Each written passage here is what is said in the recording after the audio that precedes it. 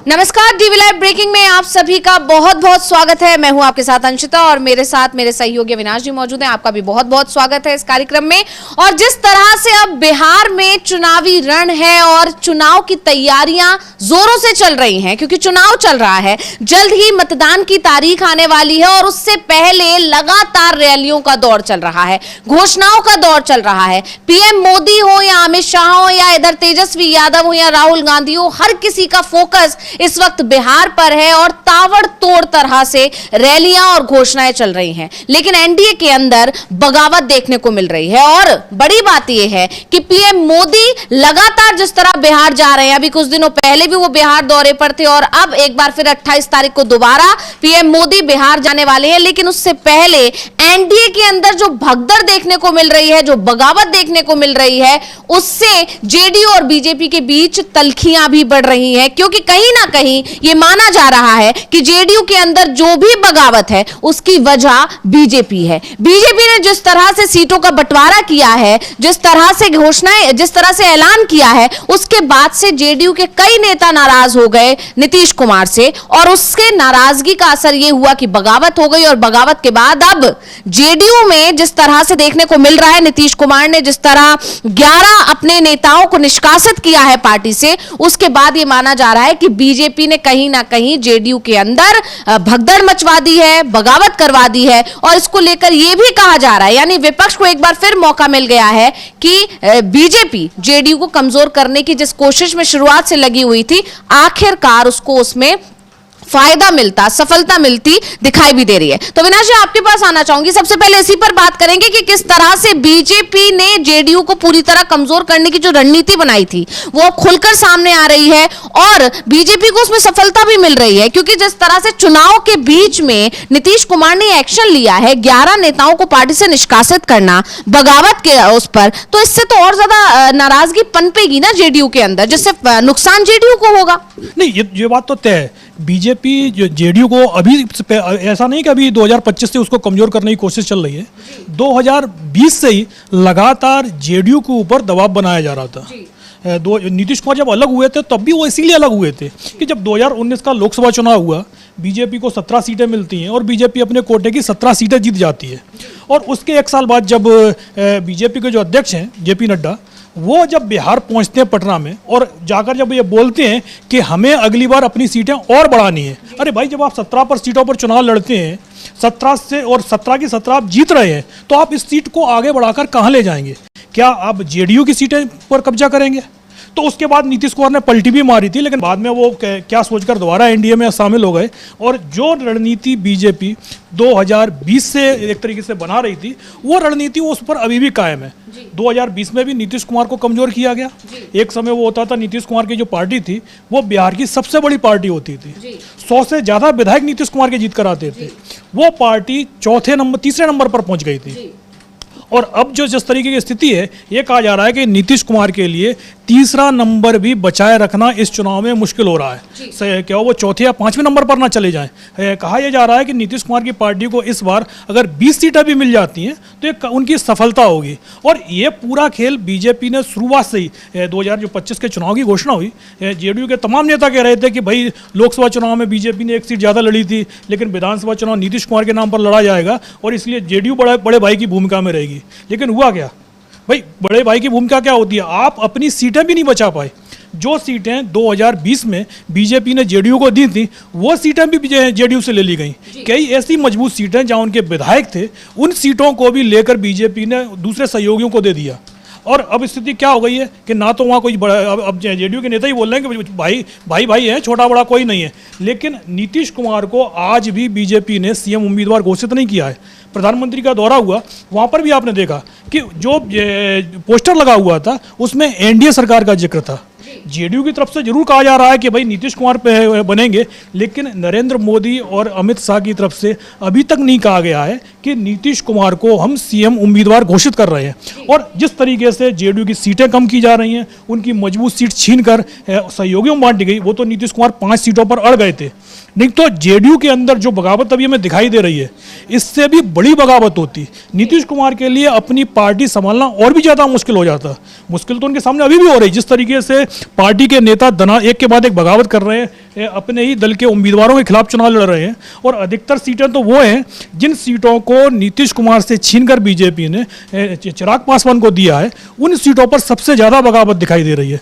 तो ऐसे में साफ है एनडीए के अंदर एक दूसरे को कमजोर करने की जो लड़ाई चल रही है, जबकि ये पहले से ही कहा जा रहा है कि बिहार में पूरा का पूरा एनडीए हारता हुआ दिख रहा है, लेकिन वहां पर तो एक तरीके से एक दूसरे को निपटाने की जो कोशिश चल रही है, उसको लेकर जो सबसे ज़्यादा मुसीबत जो है वो जेडीयू की दिखाई दे रही है। और जिस तरीके से आपने बताया जेडीयू में भगदड़ मची हुई है, बीच चुनाव में नीतीश कुमार को अगर अपने 1 दर्जन से ज़्यादा बड़े नेताओं को पार्टी से निकालना पड़ रहा है, तो सीधा यही मामला है कि बीजेपी के चलते जो जेडीयू है वो नीतीश कुमार उसको संभाल नहीं पा रहे हैं। जी बिल्कुल, यानी साफ है कि तेजस्वी यादव जो लगातार दावा कर रहे थे, शुरुआत से दावा कर रहे थे कि बीजेपी जेडीयू को कमजोर करने का काम कर रही है, बीजेपी की ये कोशिश है कि जेडीयू खत्म हो जाए। और सिर्फ तेजस्वी ही नहीं, आपको याद होगा संजय राउत ने भी एक बहुत बड़ा बयान दिया था। उन्होंने साफ साफ कहा था कि कम से कम 10 सांसद बीजेपी के संपर्क में हैं, और ऐसे में बीजेपी की पूरी कोशिश ये है कि नीतीश कुमार को खत्म कर दिया जाए। और यह देखने को मिला, लगातार सीएम फेस को लेकर दबाव बनाया जा रहा है जेडीयू की तरफ से, लेकिन अब पूरी तरह से चुनाव की तारीख, वो मतदान की तारीख नजदीक है, लेकिन अभी तक एनडीए की तरफ से मुख्यमंत्री चेहरा घोषित नहीं किया गया है। जबकि महागठबंधन, जिसको लेकर तमाम तरह के दावे किए जा रहे थे, तमाम तरह की खबरें आ रही थी, कहा जा रहा था कि महागठबंधन पहले ही बिखर गया, कांग्रेस और तेजस्वी कह सकते हैं आरजेडी के बीच खींचतान मची हुई है, तमाम तरह के दावे जो एनडीए की तरफ से किए जा रहे थे, दिलीप जायसवाल की तरफ से किए गए, उन सभी आरोपों को सिरे से खारिज कर दिया, या उन सभी झूठे आरोपों की, झूठे दावों की पोल खुल गई जब अशोक गहलोत ने बाकायदा तेजस्वी यादव के नाम की घोषणा की। क्योंकि ये भी एक गौर करने वाली बात है कि अशोक गहलोत के तरफ से यह ऐलान करवाया गया, यानी कांग्रेस के एक नेता ऐलान कर रहे हैं, और ये बताता है महागठबंधन में सब कुछ ठीक चल रहा है। वहीं आपको याद होगा उस दिन प्रेस कॉन्फ्रेंस से पहले जो पोस्टर लगा था, उस पर भी बीजेपी ने खूब बवाल काटने की कोशिश की थी,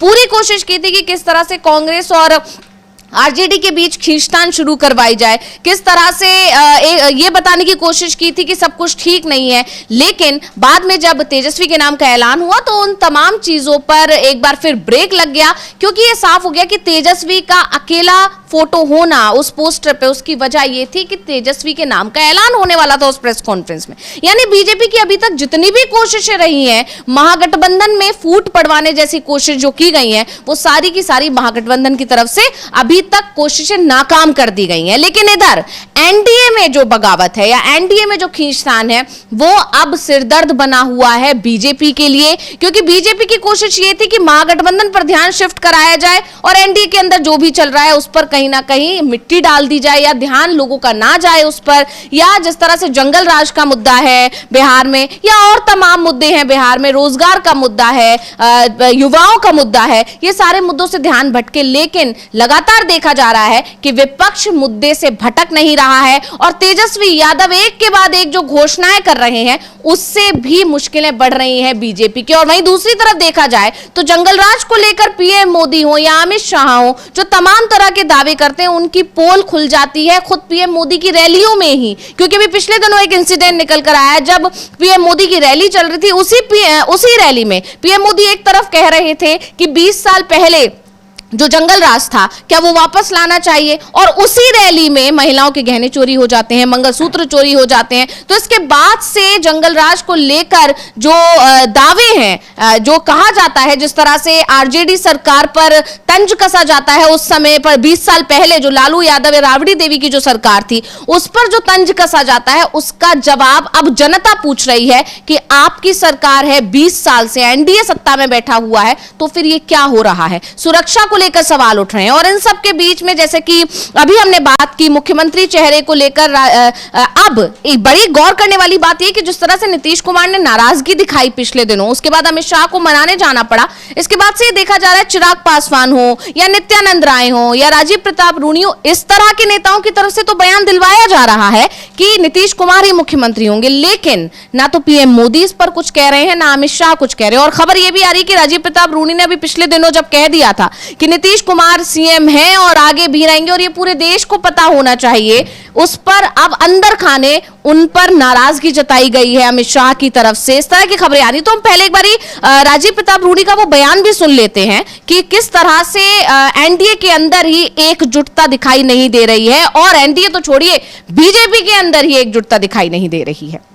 करूंगा और पूरे बिहार में यह संवाद जाए, पूरे देश में यह संवाद जाए।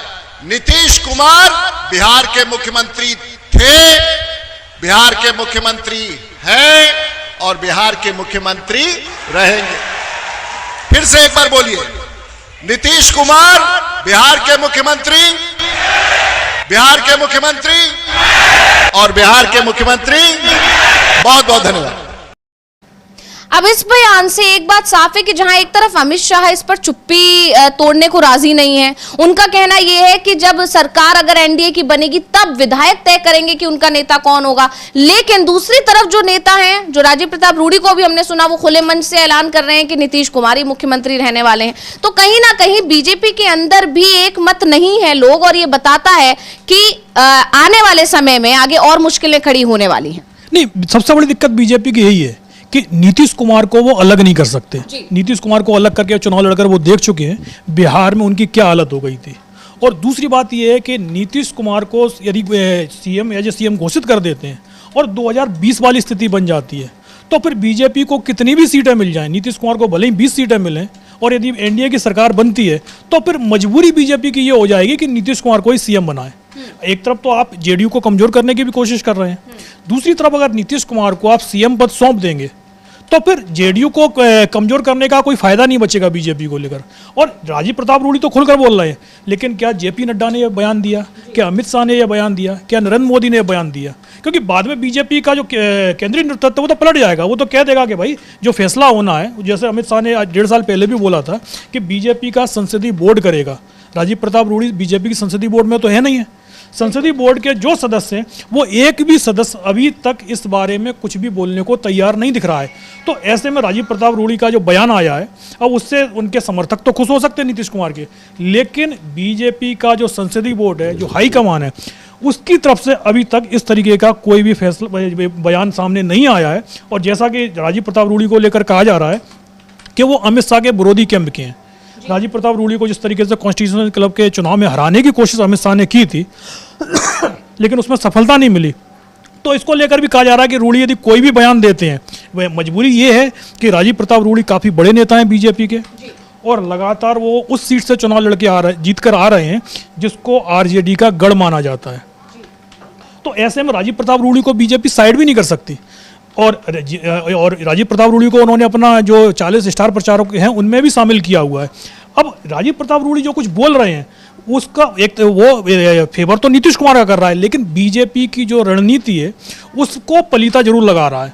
ऐसे में क्या राजीव प्रताप रूडी के खिलाफ, जिस तरीके से जेडीयू ने तो स्टेप उठाए, जिन्होंने पार्टी लाइन के खिलाफ जाकर बयान दिया या काम कर रहे हैं उनको जेडीयू ने बाहर कर दिया, लेकिन क्या बीजेपी राजीव प्रताप रूडी के खिलाफ कोई एक्शन लेगी? अगर राजीव प्रताप रूडी के खिलाफ बीजेपी कोई एक्शन लेती है तब माना जाएगा कि भाई बीजेपी बहुत मजबूती से वहाँ एक तरीके से चुनाव लड़ रही है। नहीं तो पर नीतीश कुमार को एक बीजेपी का कुछ नेता बोलेंगे कि भाई यहाँ नीतीश कुमार सीएम रहेंगे और कुछ नेता शांत रहेंगे, लेकिन मेन मुद्दा यही है कि जब तक बीजेपी हाईकमान की तरफ से कोई नीतीश कुमार के समर्थन में बयान नहीं आता है तब तक जेडीयू को बहुत ज़्यादा खुश होने की ज़रूरत नहीं है, क्योंकि उनको ही पता है कि उनके साथ कभी भी खेल हो सकता है। भले ही जेडीयू के नेता खूब कहते रहे कि एकनाथ शिंदे नहीं है, वो नहीं है, एकनाथ शिंदे भी यही बोलते थे कि भाई उन्होंने तो पूरी की पूरी पार्टी तोड़ दी थी। और ऐसे में अगर नीतीश कुमार क्या एकनाथ शिंदे बन पाएंगे कि वो यदि बीजेपी उनको नहीं बनाती है सीएम? जबकि जिस तरीके से आपने बताया कि संजय राउत ने बोला है कि जो जेडीयू के 12 सांसद हैं उनमें से 10 बीजेपी के संपर्क में, और इस बार तो ये कहा जा रहा है कि जेडीयू में जो टिकट बटे हैं उन टिकटों में भी बीजेपी ने सेंध लगाई है। एलजेपीआर में तो कई सीटें ऐसी हैं जहां बीजेपी ने अपना कैंडिडेट दिया है। 8-9 सीटों का तो हम लोगों ने जिक्र भी किया है कि बीजेपी के जो 8-9 कैंडिडेट थे जो चुनाव की तैयारी कर रहे थे बीजेपी से लड़ने के लिए, आज वो एलजेपीआर के उम्मीदवार बने बैठे हैं। तो ऐसे बीजेपी ने अपने पत्ते एक तरीके से फिट कर रखे हैं। जेडीयू में भी उनके कई दर्जनों कैंडिडेट बीजेपी के हैं। तो ऐसे में अगर वो कैंडिडेट चुनाव जीत कर आते हैं बीजेपी भले ही जेडीयू के उम्मीदवारों का समर्थन नहीं करे, लेकिन जेडीयू में जो उसका उम्मीदवार चुनाव लड़ रहा होगा उसको जिताने की बीजेपी जरूर कोशिश करेगी, ताकि अगर नीतीश कुमार भागने की कोशिश करें तो आसानी से जेडीयू को भी तोड़ा जा सके। बीजेपी के लिए मतलब सहयोगी कोई बहुत बड़े एसेट नहीं होते हैं। सहयोगियों का जब तक इस्तेमाल करना होता है बीजेपी तब तक इस्तेमाल करती है। चिराग पासवान तो भुक्तभोगी उसके हैं, बीजेपी ने उनको 2020 में इस्तेमाल किया, लेकिन उसके बाद 5 साल तक चिराग पासवान सिर्फ और सिर्फ अपनी पार्टी को बचाने की कोशिश में ही लगे रहे। और जब बीजेपी को लगा कि नहीं भाई चाचा से ज़्यादा आधार तो भतीजे का है, तो फिर बीजेपी को पशुपति पारस को साइड करने में ज़्यादा वक्त नहीं लगा था। एक झटके में पशुपति पारस को बाहर कर दिया गया था। तो ऐसे में नीतीश कुमार के साथ में भी बीजेपी महाराष्ट्र वाला खेल कर सकती है। ये बात जेडीयू को भी समझ में आ जानी चाहिए, और इसीलिए सीट बंटवारे को लेकर जेडीयू ने 101 सीटें तो ले ली, नहीं तो पहले तो ये लग रहा था कि कहीं ऐसा ना हो कि 80-90 सीटों पर जेडीयू को समेट दिया जाए। लेकिन जो मजबूत सीटें हैं बीजेपी ने वो अपने पास रखी हैं। जो कमज़ोर सीटें हैं, जो ग्रामीण सीटें हैं, जहां मुस्लिम आबादी 50% से ज़्यादा है, या जहां यादव और मुस्लिम जो कॉम्बिनेशन है वो 50% से ऊपर निकलता है, वो सारी की सारी सीटें बीजेपी ने, मैक्सिमम सीटें वो सीटें थमा दी हैं जेडीयू को। यानी हारने वाली सीट जेडीयू को दे दी हैं और जीतने वाली सीटें बीजेपी ने अपने पास रख ली हैं। तो ऐसे में जो स्ट्राइक रेट की बात आ रही है, नीतीश कुमार का स्ट्राइक रेट तो वैसे ही बीजेपी से खराब होना ही होना है, लेकिन बात वही है कि अगर नीतीश कुमार इस बार 40 सीट नहीं जीत पाए तो फिर उनके लिए एक तरीके से सीएम बनना पूरी तरीके से इम्पॉसिबल हो जाएगा। जी बिल्कुल। अब यहाँ पर एक तरह से देखा जाए तो एनडीए के अंदर ही खींचतान मची हुई है। एनडीए जो है चुनाव प्रचार कर जरूर रहा है, लेकिन ये देखने को मिल रहा है कि वो 20 साल पहले लालू राबड़ी की जो सरकार थी उस पर ही हमलावर होकर एक बार फिर जनता के बीच जा रहा है और दोबारा से सरकार बनाने की अपील कर रहा है जनता से। लेकिन इधर तेजस्वी यादव जो लगातार एक के बाद एक नई घोषणाएं कर रहे हैं, एक के बाद एक नए वादे कर रहे हैं, और अब एक बार फिर उन्होंने बिहार की जनता से बड़ा वादा कर दिया है जिसने बीजेपी की और एनडीए सरकार की टेंशन बढ़ा दी है। सुन लेते हैं तेजस्वी यादव का वो बयान जिसमें उन्होंने बड़ी घोषणाएं की है। क्या कुछ कहा है उन्होंने, सुनिए। लोग जो कहते हैं वो करते हैं, जो कहा वो किया, जो कह रहे हैं वो करेंगे। कौन क्या इस पे टिप्पा टिप्पणी करे, इस पे हमको कुछ नहीं कहना है ना। 2 करोड़ नौकरी का क्या हुआ, 15 लाख का क्या हुआ, नोटबंदी का क्या हुआ, शाइनिंग इंडिया का क्या हुआ, स्टार्टअप इंडिया का क्या हुआ, क्या मेक इन इंडिया का क्या हुआ। शायद वो अपनी बात जो है हम लोगों पे डालना चाहते हैं, लेकिन हम लोग काम करने में विश्वास रखते हैं। आप देखिए हम लोग अगले 5 साल क्या करेंगे ये जनता को बता रहे हैं, लेकिन एनडीए में तेजस्वी और लालू जी को गाली देने के अलावा और कोई कुछ नहीं कह रहा है। केवल गाली गलौज कर रहे हैं, नकारात्मक बातें कर रहे हैं, लेकिन ये नहीं बता रहे हैं कि अगले 5 साल आएंगे तो क्या करेंगे। तो हम तो पूरे बिहार में घूम रहे हैं और इस बार बिहार की जनता जो है बेसब्र है बदलाव के लिए, बदलाव चाहते हैं। स्थिर पानी भी कई दिनों तक अगर रखा जाए एक जगह, या ठहरा पानी जो होता है वो आप समझिए कि वो सड़ जाता है, वही स्थिति इस सरकार की हो गई है। 20 साल से लोग जो है परेशान हो चुके हैं और इस बार बदलाव के मूड में है। तेजस्वी से किसी को शिकायत नहीं है, ना ही तेजस्वी ने किसी का नुकसान किया है, और आने वाले समय में हम लोग जो हम लोगों ने कहा है, जो कह रहे हैं उसको भी करेंगे। आज जितने पंचायत जनप्रतिनिधि हों, सभी लोग या पीडीएस डीलर्स हों, इन सब के लिए हम लोगों ने भी जो घोषणा की है, त्रिस्तरीय जो पंचायत प्रतिनिधि जो है, तो हम जब आएंगे सरकार में तो जो जो बातें कह रहे हैं उस बात को जो है पूरा करेंगे। बिहार के नायक जो पोस्टर लगाया उसको कैसे देखते हैं? बीजेपी बोल रही है उपाधि चोर है, क्यों मत जा रही है? बिहार के नायक की पोस्टर को कैसा देखते हैं? आपकी कुछ बयान देते हैं, बोलते पूरा नहीं हो पाएगा जो तेजस्वी वादा कर। एनडीए के लोग तो अभी हम सुन रहे थे तेजस्वी यादव को कि किस तरह से उन्होंने एक बार फिर उन सारे वादों को याद दिलाया जो बीजेपी ने किए थे या एनडीए सरकार ने किए थे, और एक बार फिर जुमलेबाजी करार दिया, क्योंकि 15 लाख वाला वादा हो या 2 करोड़ नौकरियों वाला वादा हो, ये बार बार बीजेपी की तरफ से किया गया, एनडीए सरकारों की तरफ से किया गया, लेकिन एक भी वादा पूरा होता दिखाई नहीं दे रहा है। और इसको लेकर पहले भी कई बार सवाल पूछे जा चुके हैं और अब बिहार चुनाव के दौरान भी ये मुद्दा तेजस्वी यादव ने उठाया, लेकिन इसके साथ ही उन्होंने ये भी कह दिया कि हम जो कहते हैं वो करते हैं और जो भी वादे किए गए हैं वो पूरे भी होंगे। और इसका नमूना भी देखा गया था विनाश जी, जब एक बार फिर नीतीश कुमार ने पलटी मारी थी और तेजस्वी के साथ सरकार बनाई थी, तब जैसे ही तेजस्वी उप मुख्यमंत्री बने थे उन्होंने एक बड़ा ऐलान किया था और देखा गया था कि तुरंत नौकरियां बांटी गई। हाँ नहीं बिल्कुल, क्योंकि 2020 का जो चुनाव हुआ था उसमें तेजस्वी यादव ने साफ कहा था कि हम बिहार के युवाओं को 20 लाख नौकरियां देंगे और वो नौकरियां होंगी सरकारी नौकरियां। ऐसा नहीं कि भाई आप ठेला पे यदि चाय बनाने का पकोड़े बनाने का आपने काम शुरू कर दिया तो आपने उसको रोजगार और नौकरी मान ली। उन्होंने कहा था हम परमानेंट और सरकारी नौकरियां देंगे। और जब नीतीश कुमार ने पलटी मारी थी तो महागठबंधन की सरकार तो बनी थी, लेकिन तेजस्वी यादव उस सरकार में मुख्यमंत्री नहीं थे, डिप्टी सीएम बनाए गए थे। जबकि 2020 में जब नीतीश कुमार चुनाव तेजस्वी के खिलाफ लड़ रहे थे तो ये बोल रहे थे कि भाई 20 लाख नौकरियां कहां से आएंगी, पैसा पेड़ पर नहीं उगता है, भाई नौकरियां दे देंगे तो पर उनको तनख्वाह भी देनी पड़ेगी। और जब नीतीश कुमार तेजस्वी यादव के साथ में मिलकर सरकार बनाते हैं तो अचानक ही बिहार में पैसे की बारिश शुरू हो जाती है। सिर्फ 17 महीने के अंदर ही अंदर जो 20 लाख नौकरियों का वादा किया गया था उस वादे के काफ़ी करीब पहुंच गए थे। 12-15 लाख लोगों को नौकरियां दी भी गई थी और किसी भी नौकरी में कोई भी घोटाले की कहीं से कोई खबर नहीं आई थी, ना ही किसी पेपर लीक की कोई खबर उस 17 महीने के दौरान आई थी। लेकिन जैसे ही नीतीश कुमार ने दोबारा से पलटी मारी, वो बीजेपी के साथ गए, उसके बाद आप देखिएगा हर भर्ती का परीक्षा लीक हो रही है। जो भी परीक्षा होती है मालूम पड़ता है कि पेपर तो पहले लीक हो गया है, भर्तियाँ कैंसिल हो जाती हैं। उसके बाद कितने लोगों को नौकरियाँ दी गई।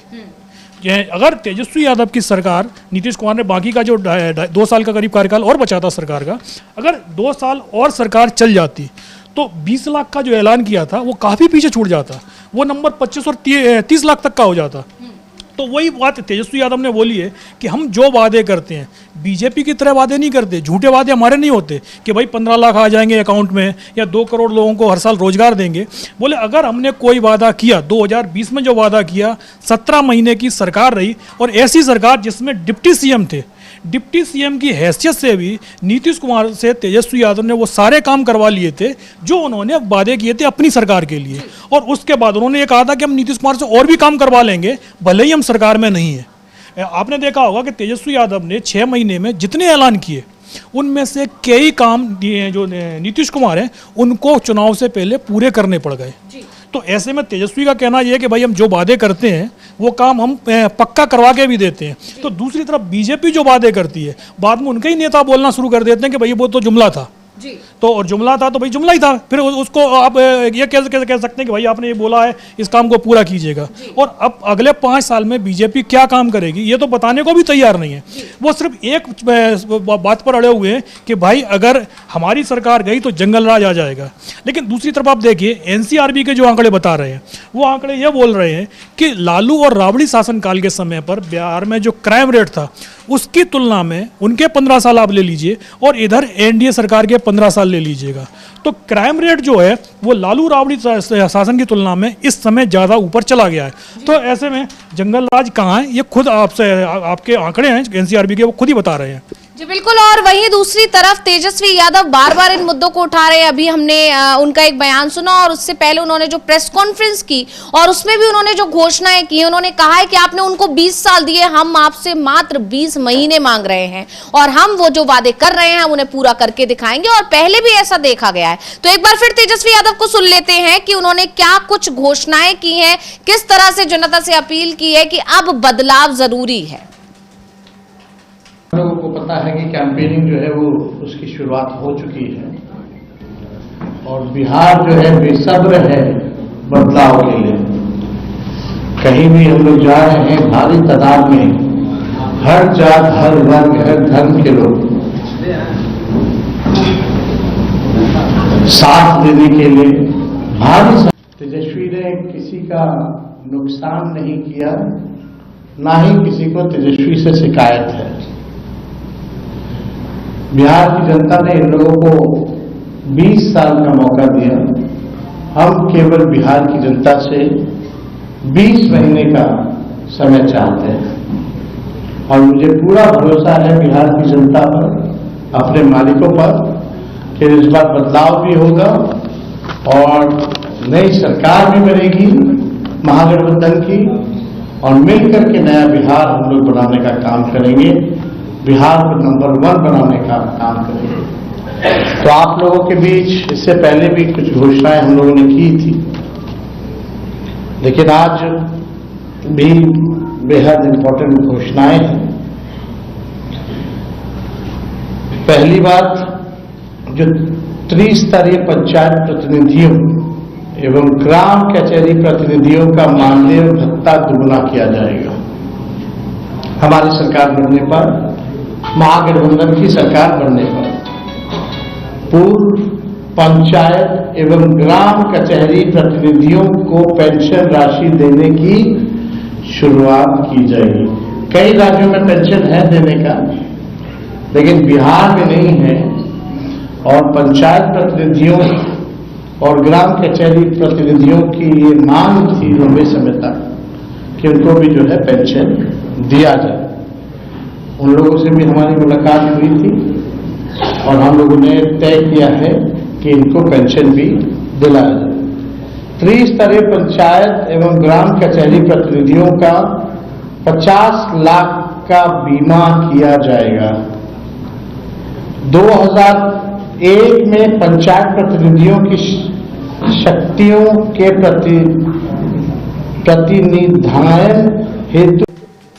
तो अभी तेजस्वी यादव को हम सुन रहे थे किस तरह से उन्होंने नई घोषणाएं करके अब एक बार फिर एनडीए सरकार की मुश्किलें बढ़ा दी। और इससे पहले जीविका दीदी को लेकर जो ऐलान उन्होंने किया था, जो घोषणा उन्होंने की थी, उससे तो पहले ही खलबली मची हुई थी, क्योंकि ये देखा जा रहा है लगातार जो आंकड़े आ रहे हैं, या पिछले चुनाव भी अगर देखे जाएं तो नीतीश कुमार का कोर वोट रही है महिलाएं। उन्होंने अपने पूरे शासनकाल में सबसे ज्यादा अगर फोकस किसी पर किया है तो महिलाओं पर किया है, और महिलाओं की वजह से ही वो कुर्सी पर हमेशा बैठे रहे। और इस बार तेजस्वी यादव ने उसी कोर वोट बैंक में सेंध लगा दी है। महिला वोट बैंक को एक तरह से छीनने की पूरी प्लानिंग कर ली है तेजस्वी ने। तो इससे भी जेडीयू की मुश्किलें बढ़ने वाली हैं और एनडीए सरकार की मुश्किलें बढ़ने वाली हैं, क्योंकि पहले ही मुख्यमंत्री अब उतने, मजबूरी जरूर है, लेकिन जिस तरह से मुख्यमंत्री नीतीश कुमार को कमजोर कर दिया है बीजेपी ने अंदर खाने, चाहे हम वक्फ कानून वाला मुद्दा उठा लें या जिस तरह से मुस्लिम वोटर्स को उनसे एक तरह से नाराज करवा दिया गया, तो ये सारी चीजें बताती हैं कि बीजेपी नीतीश कुमार को कमजोर करना चाह रही थी। और उसके अलावा अब आरजेडी की तरफ से भी एक के बाद एक ऐसे दाव चले जा रहे हैं, एक के बाद एक ऐसी घोषणाएं की जा रही हैं जिससे नीतीश कुमार के ही वोट बैंक पर कहीं ना कहीं चोट पड़ रही है। नहीं, बिल्कुल जिस तरीके से जीविका दीदी को लेकर तेजस्वी यादव ने घोषणा की थी कि भाई हमको 30,000 रुपये हर महीने देंगे, तो वो मास्टर स्ट्रोक माना जा रहा था, क्योंकि नीतीश कुमार ने सबसे बड़ा जो वोट बैंक बनाया था वो अपना महिलाओं को वोट बैंक बनाया था। और जिस तरीके से 10-10 हज़ार रुपये नीतीश कुमार ने जीविका दीदियों को दिए थे सॉरी, उसके बाद ये माना जा रहा था कि जो जेडीयू है उसने अपनी राह काफ़ी हद तक आसान कर ली है, क्योंकि बिहार में लगभग 1.5 करोड़ जीविका दीदी हैं। और अगर आप ये मान के चलिएगा कि एक महिला के साथ में मान के जो परिवार की कम से कम 3 वोट प्रभावित होते हैं, तो 4.5 करोड़ वोटों पर सीधा सीधा असर पड़ रहा था। और तेजस्वी यादव ने जो घोषणा की है कि 10,000 रुपये हम आपको एक बार में नहीं देंगे, बल्कि 30,000 रुपये हर महीने देंगे, तो उसका कोई तोड़ जेडीयू और बीजेपी पर नहीं दिखाई दे रहा है। तो ऐसे में, क्योंकि बिहार की जो टोटल मतदाता सूची है वो 7 करोड़ 42 लाख वोटों की है, अब उसमें से अगर 4.5 करोड़ वोट एक झटके में प्रभावित होते हैं तो आप खुद समझ सकती हैं कि क्या स्थिति इस समय एनडीए के अंदर हो रही होगी तेजस्वी यादव की उस घोषणा के बाद। और उसके बाद जिस तरीके के बयान आए, चाहे जेडीयू हो चाहे आरजेडी हो, वो उनकी बौखलाहट दिखा रहे थे। और अब जिस तरीके से पंचायत प्रतिनिधियों के पेंशन की घोषणा की है, और एक तरीके से तेजस्वी यादव का जो एक मैसेज है वो बिहार के गांव-गांव तक पहुंच रहा है कि जो नीतीश कुमार की सरकार है वो उन्होंने जो भी आपको दिया है वो सिर्फ चुनाव के समय पर दिया है। चुनाव के बाद अब ये सारी योजनाएं फिर बंद हो जाएंगी, क्योंकि 10,000 रुपये जो एक महीने दिए गए हैं नीतीश कुमार की तरफ से, ये नहीं कहा गया है कि हम आपको हर महीने इस तरीके की दे देंगे। तो साफ साफ दिखाई दे रहा है कि बीजेपी और जो जेडीयू है, एनडीए गठबंधन है, उसके पास तेजस्वी यादव के ऐलान का कोई जवाब नहीं है। और तेजस्वी ये भी साफ कर चुके हैं कि हम जो बोल रहे हैं वो जुमला नहीं है, हमने पुराने वादे पूरे करके दिखाए हैं, भले ही 17 महीने हम सरकार में रहे हों, और नए वादे भी 20 महीने के अंदर पूरे करेंगे। पिछले 17 महीने में सारे वादे नहीं हो पाए थे, अगर 20 महीने तक उस समय भी हो जाते तो संभवतः जो 20 लाख नौकरियों का मामला है वो पूरा हो जाता। लेकिन अब तेजस्वी यादव ने सिर्फ 20 महीने मांगे, ये नहीं कहा है कि हमको 5 साल दीजिए, 5 साल में हम आपके ये वादे पूरे करेंगे।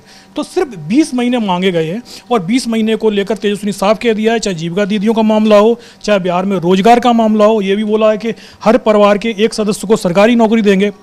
यानी बिहार में जो गरीबी है वो गरीबी 20 महीने के अंदर ही अंदर पूरी तरीके से खत्म करने का दावा तेजस्वी यादव ने कर दिया है। जी बिल्कुल। अब यहाँ पर तेजस्वी यादव एक बार फिर मुश्किल बढ़ाते नजर आ रहे हैं पूरे एनडीए सरकार की, क्योंकि इधर एनडीए के अंदर वैसे ही दिक्कतें चल रही हैं, जेडीयू के अंदर बगावत है, बीजेपी के खिलाफ नाराजगी है, नीतीश कुमार के नाम की घोषणा जिस तरह से बीजेपी आलाकमान नहीं कर रहा है सीएम फेस को लेकर, उसके बाद से नीतीश कुमार भी नाराज चल रहे हैं। और जिस तरह से नीतीश कुमार एक तरह से हथियार डालते दिखाई दिए, क्योंकि लगातार शुरुआत से बड़े भाई बने रहने का दावा कर रहे थे नीतीश कुमार और उनकी पार्टी, लगातार कहा जा रहा था कि बड़े भाई की भूमिका में तो जेडीयू ही रहेगी, लेकिन बीजेपी ने इस बार बराबर सीटें करके नीतीश कुमार के और जेडीयू के उन सभी दावों को एक तरह से खारिज कर दिया, या कह सकते हैं कि उनकी जो मांगे थी उन्हें पूरी तरह से खारिज कर दिया। जबकि इसके उलट चिराग पासवान को पूरी तवज्जो दी गई।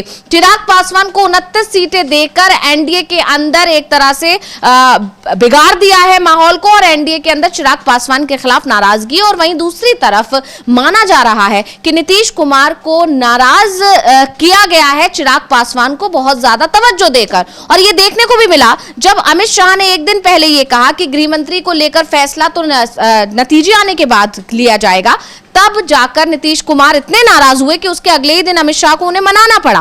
और मनाने जाने के बाद देखा जा रहा है कि नित्यानंद राय हो या बीजेपी के दूसरे नेता हो, सम्राट चौधरी ही क्यों ना हो, हर कोई ये कह रहा है कि नीतीश कुमार ही मुख्यमंत्री होंगे। लेकिन अभी भी ना तो पीएम मोदी, जब वो अभी पहुंचे पिछले दिनों उनकी रैली थी बिहार में, और अब वो एक बार फिर आने वाले हैं 28 तारीख को। लेकिन ये माना जा रहा है कि 28 तारीख को आकर भी पीएम मोदी ऐसा कोई ऐलान नहीं करेंगे, ऐसी कोई घोषणा नहीं करेंगे। उधर महागठबंधन की तरफ अगर देखा जाए तो महागठबंधन में एकजुटता देखने को मिल रही है। जिस तरह से अशोक गहलोत ने आगे आकर एक सामूहिक प्रेस कॉन्फ्रेंस में इस बात का ऐलान किया कि तेजस्वी यादव ही मुख्यमंत्री होंगे अगर सरकार महागठबंधन की बनी तो। इसके अलावा जो भी फैसले लिए गए, महागठबंधन की एकजुटता हर मौके पर दिखाई दी है। लेकिन यहां पर सीट बंटवारे के बाद सभी ने एक प्रेस कॉन्फ्रेंस तक नहीं की एनडीए के अंदर।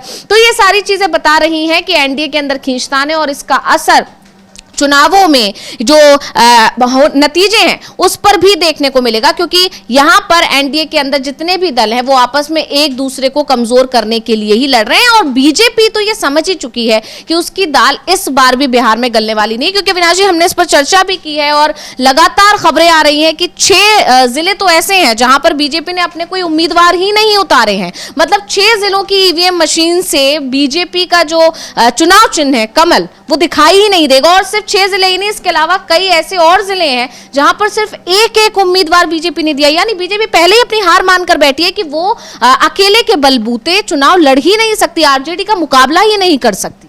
नहीं, ये तो बीजेपी के हर नेता को मालूम है कि अकेले के दम पर वो आरजेडी का मुकाबला नहीं कर सकती। उसे नीतीश कुमार की जरूरत तो पड़ेगी। खाली नीतीश कुमार ही नहीं, बल्कि चिराग पासवान और बाकी जो भी गठबंधन सहयोगी हैं, उनके बिना बीजेपी महागठबंधन का मुकाबला कर ही नहीं सकती है। और दूसरी बात, जैसे आपने बिहार में बोला 6 जिले, वो 6 जिले भी हम आपको बता देते हैं। उनमें मधेपुरा है, खगड़िया है, शेखपुरा है, शिवहर है, जहानाबाद है और रोहतास है। और सबसे बड़ी बात तो ये है कि पिछले चुनाव में भी बीजेपी को यहाँ बहुत बड़ी सफलताएं नहीं मिली थी। ये महागठबंधन का गढ़ माना जाता है, और बीजेपी ने, जैसे हमने आपको शुरुआत में बताया था, कि जो कमज़ोर सीटें हैं एनडीए की, वो सीटें दे दी हैं तेजस्वी यादव, वो सीटें दे दी हैं नीतीश कुमार को और चिराग पासवान को लड़ने के लिए। और जो मजबूत सीटें हैं, जिन सीटों पर, जिन जिलों में जो महागठबंधन था उसका सक्सेस रेट 80% था, अधिकतर सीटें बीजेपी ने वहाँ पकड़ा दी हैं जेडीयू को। चाहे वो पहले चरण की बात हो, चाहे दूसरे चरण की बात हो। और ये 6 जिले तो जैसे आपने बताए कि वहाँ बीजेपी लड़ ही नहीं रही है, और तकरीबन इतने ही जिले ऐसे भी हैं जहाँ वो सिर्फ एक सीट पर चुनाव लड़ रही है।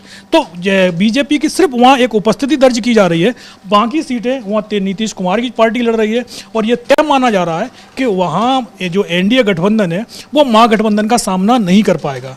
बीजेपी को चिंता सिर्फ अपने स्ट्राइक रेट की है। सरकार बने या ना बने वो दूसरा मुद्दा है, और सरकार बने तो बीजेपी चाहती है उसका स्ट्राइक रेट पहले से बेटर हो जाए और नीतीश कुमार का स्ट्राइक रेट पहले से घट जाए। तो इसीलिए नीतीश कुमार की सबसे पहले तो सीटें कम की गई। जो पहले वो 115 सीटों पर चुनाव लड़े थे, इस बार 101 सीट पर चुनाव लड़ रहे हैं। और जो मजबूत सीटें नीतीश कुमार की थी वो निकाल कर दे दी गई हैं चिराग पासवान को। तो और उन सीटों पर, उनमें से भी जो मैक्सिमम सीटें हैं वहाँ बीजेपी के जो नेता हैं वो चिराग पासवान की पार्टी के सिंबल पर चुनाव लड़ रहे हैं। तो बीजेपी ने तो अपना पूरा गेम खेल दिया है। अब चुनाव नतीजा 14 तारीख को है, वो जनता क्या फैसला लेती है उसके ऊपर बीजेपी की पूरी उम्मीदें टिकी हुई हैं कि नीतीश कुमार को कमजोर कर कर सरकार बनानी है। उनका पहला सीधा एक तरीके से वो जा रहा है मैसेज कि अभी प्रधानमंत्री की रैली में भी हमने इस चीज़ को देख लिया। नीतीश कुमार की तरफ से कोशिश चल रही थी कि भाई जेडीयू के नेता के प्रधानमंत्री आए हैं, महागठबंधन की तरफ से तो साफ साफ ऐलान कर दिया गया है कि तेजस्वी यादव सीएम उम्मीदवार होंगे। तो ऐसे में बीजेपी पर भी दबाव है कि बीजेपी भी अपना नेता घोषित करे। और ऐसे में जो उम्मीद जेडीयू के नेता प्रधानमंत्री से लगाए हुए थे वो उम्मीदें वहाँ पूरी नहीं हुई। प्रधानमंत्री ने नीतीश के नेतृत्व की बात तो की कि भाई नेतृत्व में तो आप महाराष्ट्र का भी चुनाव लड़े थे सिंधे के में, लेकिन सिंधे सीएम बनेंगे या नहीं बनेंगे इसका ऐलान बीजेपी हाईकमान ने नहीं किया था। जबकि वहाँ पर देवेंद्र फडणवीस कई बार बोल चुके थे कि सिंधे सीएम रहेंगे, लेकिन चुनाव के समय जब वोटिंग का दौर शुरू होने वाला था उससे पहले फडणवीस के भी बयान बदलना शुरू हो गए थे। और चुनाव नतीजे के बाद हमने देख लिया कि सिंधे को उन्होंने किनारे कर दिया था। और यहाँ पर तो बीजेपी के जो बड़े नेता हैं वो शुरुआत से ही नहीं बोल रहे हैं कि नीतीश कुमार सीएम बनेंगे। भाई आपका बिहार में कोई सीएम फेस तो है ही नहीं ना। महाराष्ट्र में तो आपके पास में एक फेस था देवेंद्र फडणवीस के रूप में, और महाराष्ट्र में से आपके नितिन गडकरी भी आते हैं, लेकिन बिहार से बीजेपी में कौन सा बड़ा नेता आता है? एक ले देकर सुशील कुमार थे मोदी जी, वो अब इस दुनिया में नहीं रहे हैं। तो अब बिहार में बीजेपी के पास ऐसा कोई चेहरा नहीं है जिसका प्रभाव पूरे बिहार में हो, ना केंद्र की राजनीति में और ना राज्य की राजनीति में। ऐसे में राजीव प्रताप रूढ़ी हो या गिरिराज सिंह हो, उनके बयान बहुत ज़्यादा अहमियत नहीं दिखाई देंगे। जो बात नरेंद्र मोदी का और या अमित शाह का कहना होगा, लेकिन ये नेता तो कुछ बोलने को ही तैयार नहीं है। तो ऐसे में जेडीयू को भी ये चीज़ समझ में आ रही है। तो जेडीयू के अंदर जिस तरीके से आपने पहले बताया है कि करीब 1 दर्जन नेताओं पर एक्शन लिया गया है, तो ये एक्शन क्यों लिया गया? भाई जाहिर सी बात है कि जेडीयू के अंदर भी इस चीज़ को लेकर खलबली है कि अगर बीजेपी जेडीयू को कमज़ोर कर रही है तो फिर क्या जेडीयू का वोटर बीजेपी का साथ देगा? तो इसी को लेकर इस समय एनडीए के अंदर खलबली सी मची हुई है, चाहे हम का मुद्दा हो, चाहे जेडीयू का हो, चाहे एलजेपी का हो या बीजेपी में। जिस तरीके से बगावत हुई है वो साफ साफ दिखाई दे रही है कि एनडीए के अंदर एकजुटता की कमी साफ साफ दिख रही है। ना वो सीएम फेस एक तरीके से घोषित कर पा रहे हैं। सीट बंटवारे में भी जिस तरीके से वहाँ हवड़ तबड़ मची थी, जल्दी से आपने सीट बंटवारा फाइनल तो कर लिया, लेकिन उसके बाद जिस तरीके से सीटों को एक्सचेंज किया गया उससे भी साफ क्लियर हो गया था कि एनडीए के अंदर जो दिखावे की एकता की कोशिश हो रही है वो ज़मीन पर नहीं दिखाई दे रही है। उनका जो सामाजिक आधार है वो पूरी तरीके से बिखर गया है। तो उसका नतीजा आपको 14 तारीख को दिखाई दे जाएगा। जी बिल्कुल। और इस तरह से ये साफ हो गया है कि जेडीयू और बीजेपी आपस में ही लड़े हुए हैं, या जेडीयू और चिराग पासवान के एलजेपीआर के बीच आपस में ही खींचतान देखने को मिल रहा है। उधर जीतनराम मांझी नीतीश कुमार का समर्थन करते दिखाई दिए पिछले दिनों, जो भी बयान उनके आए हैं, यानी उन्होंने माना है कि नीतीश कुमार की नाराजगी पूरी तरह जायज है। देखा जा सकता है कि एनडीए 2 फाड़ हुआ है, क्योंकि जीतनराम मांझी, उपेंद्र कुशवाहा या नीतीश कुमार एक तरफ दिखाई दे रहे हैं, तो चिराग पासवान और बीजेपी एक साथ दिखाई दे रहे हैं। और इन सब में अगर देखा जाए तो बाजी तो चिराग पासवान मारते हुए दिखाई दिए, क्योंकि सबसे ज्यादा सीट्स जेडीयू और बीजेपी के बाद अगर किसी को मिली है तो चिराग पासवान को मिली है। जबकि अगर पुराना विधानसभा चुनाव के नतीजे उठाए जाए तो ना तो चिराग पासवान उस वक्त एनडीए का हिस्सा थे और ना ही ऐसा कोई बहुत अच्छा उनका जिस स्ट्राइक रेट जो लोकसभा चुनाव के टाइम पर वो स्ट्राइक रेट की बात वो जो करते हैं, लेकिन विधानसभा चुनाव के लिए स्ट्राइक रेट की अगर बात की जाए तो वो बिल्कुल भी किसी भी तरह से 29 सीटों के लिए दावेदारी जो उनको मिल गई 29 सीटें, या पहले तो वो खैर 40 सीटों के लगभग की मांग कर रहे थे, उस पर आधार पर वो कहीं भी फिट नहीं बैठते थे, लेकिन उनको इतनी सारी सीट्स दे दी गई जिसके चलते एनडीए के अंदर बिखराव है। वहीं दूसरी तरफ महागठबंधन में लीड करते हुए दिखाई दे रहे हैं तेजस्वी यादव, तमाम घोषणाएं कर रहे हैं। और अब जिस तरह से बीजेपी हिंदू मुस्लिम की जो राजनीति करती है, जिस तरह से बांटने की राजनीति करती है, जो आरोप बीजेपी पर लगते हैं, उसको लेकर भी तेजस्वी यादव ने बड़ा हमला बोला। क्या कुछ बोले हैं, एक बारी सुनिए। राज्य सरकार द्वारा जारी संकल्प पत्र को पुनः जो है हम लोग जो है लागू किया जाएगा। जो पहले 2001 का जो त्रिस्तरीय पंचायत एवं ग्राम कचहरी प्रतिनिधियों का जो प्रतिनिधियों की जो शक्तियों के प्रतिनिधान हेतु राज्य सरकार द्वारा जो संकल्प लिया गया था श्रीमती राबड़ी देवी जी के समय जब वो मुख्यमंत्री थी, तो उस पत्र को जो है पुनः उस संकल्प को हम लोग जो है लागू कराएंगे।